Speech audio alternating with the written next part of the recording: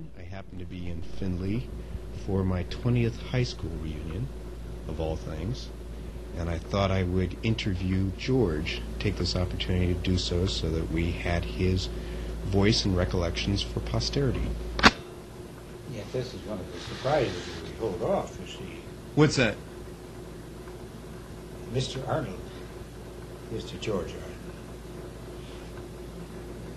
is leading the discussion tomorrow at the men's class at the First Presbyterian Church. Oh. Now, is that I was going to be caught on that one. Oh. What, how many people are there? Oh, we have about 20, 22. Okay. Man. Okay. What time is A that? few of their wives. That's at 10:15. Okay. But you don't have to come. Well, is it worthwhile? Pardon? Is it worthwhile? And what are you going to talk about? Oh, Colossians. What? Paul's letter to the Colossians. I'm sure I used to remember that, No, but for some reason no, it's escaping my memory. Well, it's just Paul got kind of eloquent while he was in prison. Who had him in prison? The Romans had him in prison. Okay. And he gets a little carried away, but Paul was a very educated man. And his language sometimes gets a little ethereal, but it's kind of interesting to hear, and I don't think you'd I won't necessarily follow to the teeth, but Paul's interesting. He was smart. I've always wondered whether he might have been gay. Why? Why? Paul? Yeah. Why? I mean, what Why? makes you think that? Well, he never married, and he just kind of had not a hatred of women, but he always kind of downgraded women. Was that right? And, Huh. I didn't know that. yeah, and it kind of makes an interesting case because, well, of course, the whole group of apostles and the whole deal is a little interesting to me because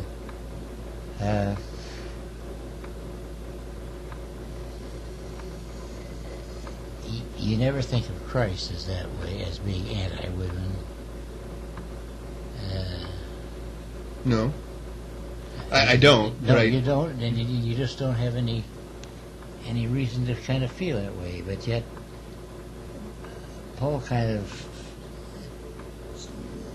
brings that feeling out in you. In his letters, or Well, yeah, well, Okay. that's about where he speaks mostly. These letters that he wrote to these various churches.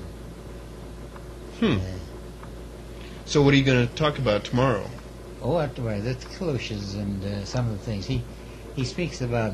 His letter to them is they have been affected by a group called the Gnostics, Gnostic.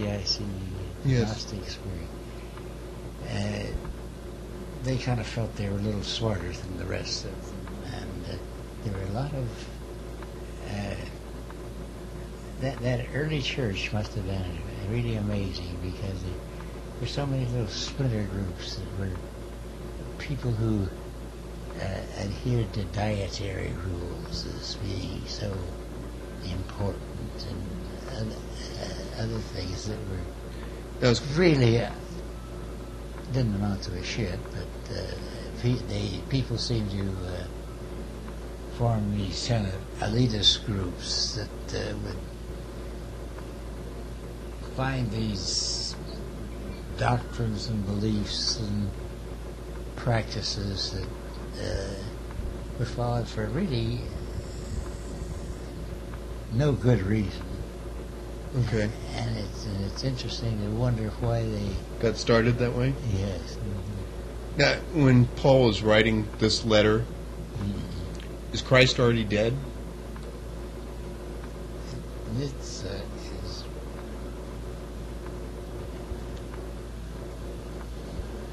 Well, should well, I I say, send guess it. it really is just that he just felt these people were anti, see, and he was trying to get early Christians to follow a single-minded course to Christ's teachings, and it's an interesting background. See the way he's trying to talk these people into steering away from these. All right. But, You looking forward to it? pardon? You looking forward to it? Not tremendously, no. All right. Because it really is a little too.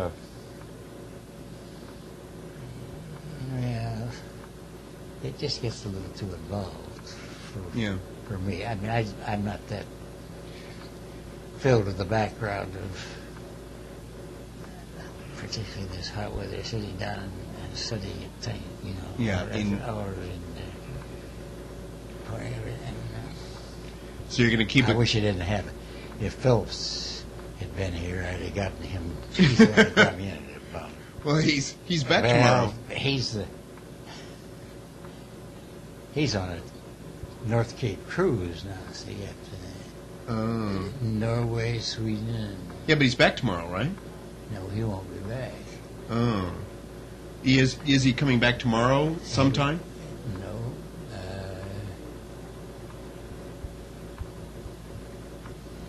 No, he's Finland. I had to name the three countries over for a minute. Do you remember them? Most Scandinavian countries? Yeah, they're trying to get more unity among a lot of these little bits of churches down in this Eastern Mediterranean. That's how the hell they ever lasted. How you wonder what an oddball.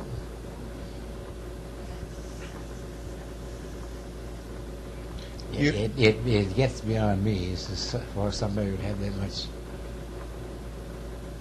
courage and spend the time and try to urge these people to work that hard to be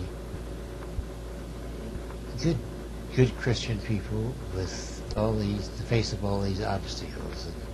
Life was pretty hard. Yes, it's hard enough anyway. Yeah. So, ever disappointed that your children didn't get a little bit more into organized religion? Well,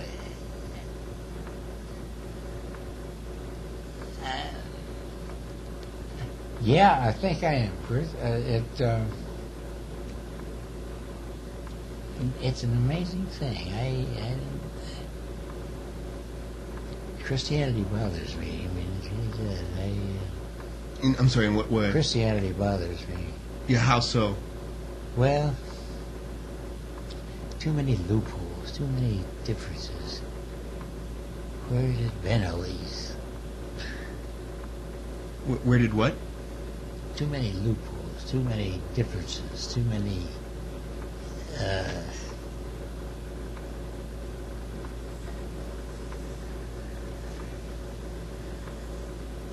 the people, if they could follow the things that Christ is teaching, would be great, but they can't seem to do it, and But that seems true of all religions. yes, I guess it is. I mean, I'm certain that it's true of Islam. Seems true of just about every religion I can think of. At least those religions that teach you to behave a certain way.